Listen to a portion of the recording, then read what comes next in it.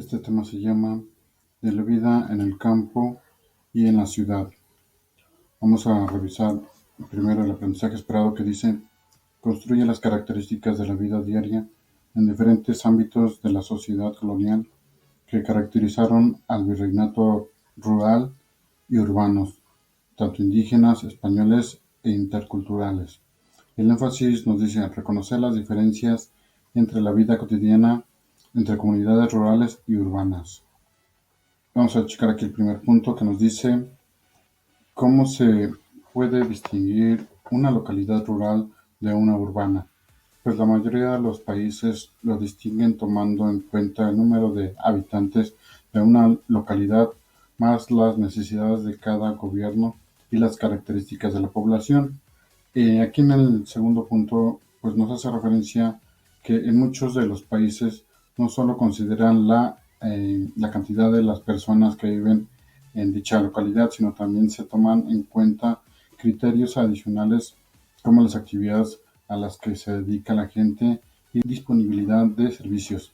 Aquí en el punto número 3 dice: la población rural es aquella que ocupa asentamientos pequeños y dispersos, como pueblos, granjas, rancherías con baja densidad de población. En cambio, las localidades urbanas son ciudades que pueden tener miles o millones de habitantes y su densidad de población llega a ser alta. Aquí en el cuarto punto dice: en las ciudades las personas ocupan mayormente las actividades como la industria y el comercio, la prestación de servicios también. Y ahora sí, como último punto, nos dice en el punto número 5: los dos tipos de localidades son importantes, pero en la zona rural se producen los alimentos y otras materias primas que se requieren en las áreas urbanas, y en tanto el dinero se genera por venta de estos productos que se desarrollan en dicho campo.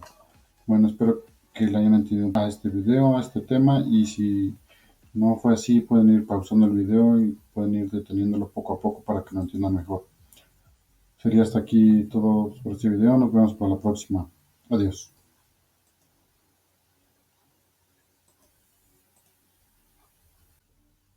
Este tema se llama Huellas del pasado novohispano. Vamos a revisar primeramente el aprendizaje esperado que nos dice: reconoce la presencia del patrimonio arquitectónico virreinal en el México actual.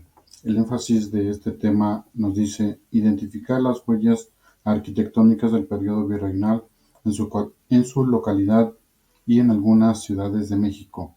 Aquí en el punto número 1 nos dice que la secuela de las primeras grandes catedrales mexicanas fueron algunas como las de Mérida en 1519, la de Guadalajara en 1618, la de Puebla en 1649 y México en el año 1667.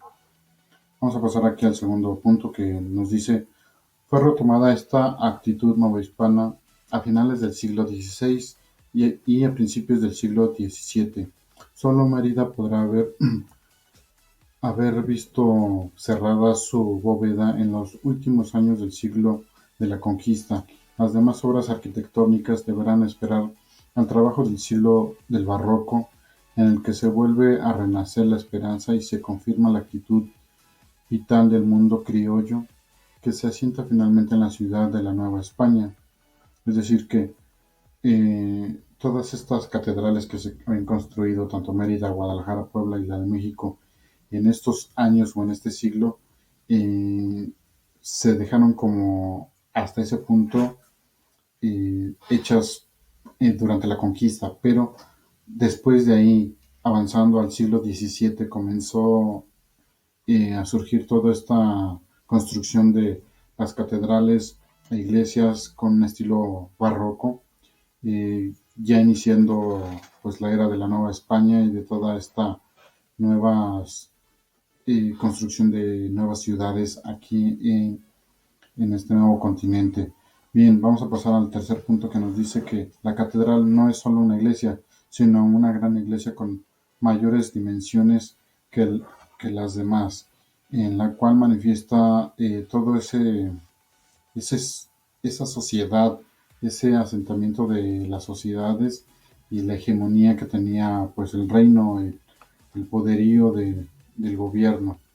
Y como último punto, en el punto número 4, nos dice que al estudiar los sucesos del pasado nos parecen muy lejanos. Sin embargo, esta idea no es del todo cierto, ya que podemos apreciar muchos de los edificios y costumbres novohispanos que aún permanecen hasta nuestros días, tanto en las ciudades como en las poblaciones.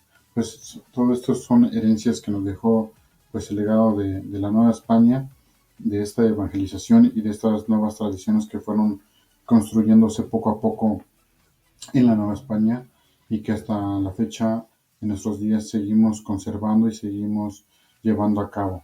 Espero que hayan entendido este tema, espero que les haya gustado.